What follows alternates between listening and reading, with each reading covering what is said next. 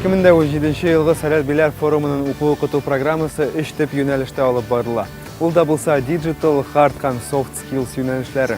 Әгәр дә digital skills юнәлешен якыннан карасак, анда Россиянең төрле төбәкләреннән, Татарстан Республикасыннан килгән сәләтле балалар IT юнәлеше белән һәм инновацияләр белән якыннан танышалар.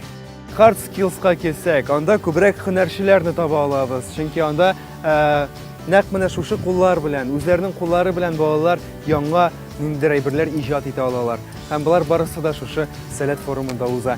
Әгәр дә инде soft skillсларга якыннан килсәк, монда күбрәк шәхси үсеш темаларына уздырылган тренинглар, мастер-класслар, остаханәләр күрә алабыз.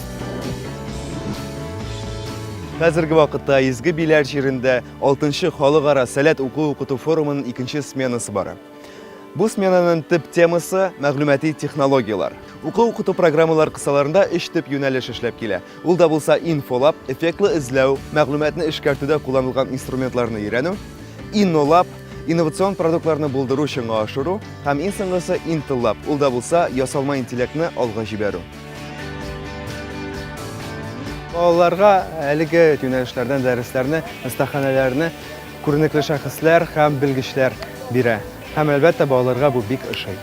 Һәм без барыбыз да сәләттә, сәләт безнең барыбыз да менә шушында менә йөрәктә калачак мәңге.